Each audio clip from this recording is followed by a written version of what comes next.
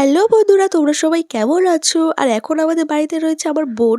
তাই আজকে রান্না হচ্ছে ভেজ পকোড়া। প্রতি বছরই শীতের সিজনে এই ভেজ পকোড়া খাওয়া হয়, তাহলে এই বছরটা কেন বাদ যাবে? তো প্রথমে বোন এখানে সব সবজিগুলো ভালোভাবে ছাড়িয়ে নিয়ে গ্রেটার দিয়ে গ্রেট করে নিচ্ছে, কারণ ভেজ পকোড়ায় বেশি মোটা মোটা সবজি লাগবে না। আর তোমরা এখানে তোমাদের পছন্দ মতো সবজি দিতে পারো। আমরা এখানে দিয়েছি বিট, গাজর, ফুলকপি, আলু, শুটি কড়াই, আর হ্যাঁ, বাঁধাকপি দিতে ভুলবে না, বাঁধাকপিটা হচ্ছে মেন। আর এখানে শুটি কড়াইগুলো আমি ছাড়িয়ে নিচ্ছিলাম, তার মাঝে আমার মনে পড়েছে যে বেসন আনা হয়নি, তাই জন্য আমি গেলাম দোকানে বেসন আনতে। তো প্রথমে তো বোর সব সবজিগুলো কেটে নিয়ে সব গ্রেট করে নিয়েছে, তারপরে মা এখানে সব মশলাগুলো দিয়ে মাখাচ্ছে, কারণ বোন ওটা পারবে না মানে হচ্ছে মার হাতের স্বাদটাই আলাদা, তাই ও বললো তো মা তুমিই করো। তো পকোড়াতে যে যে মশলাগুলো দেওয়া হয় সেই মশলাগুলোই দিয়েছে মা, শুধু এখানে ভিনিগার, সয়া সস আর চিলি সসটা অ্যাড করেছে। মশলার মধ্যে মা দিয়েছে গুঁড়ো লঙ্কা, গুঁড়ো হলুদ, জিরে গুঁড়ো, ধনে গুঁড়ো। আমাদের চাট মশলাটা ছিল না বলে আমরা এখানে গরম মশলা ইউজ করেছি, তোমরা চাট মশলা থাকলে তোমাদের চাট মশলাই দেবে। তারপরে সবজিগুলোর সাথে মশলাগুলো একদম ভালোভাবে মেখে নিতে হবে। আর মা এখানে একটু টমেটো সসও দিয়েছে, জানি না কেমন খেতে হবে, তাও দেখা যাক। তারপরে বেসনের সাথে একদম সবগুলোকে ভালোভাবে মিশিয়ে নিতে হবে। আর এদিকে দেখো বন্ধুরা, মেশানো একদম হয়ে গিয়েছে। এবার বোন এইগুলোকে ভালোভাবে ভেজে নিচ্ছে।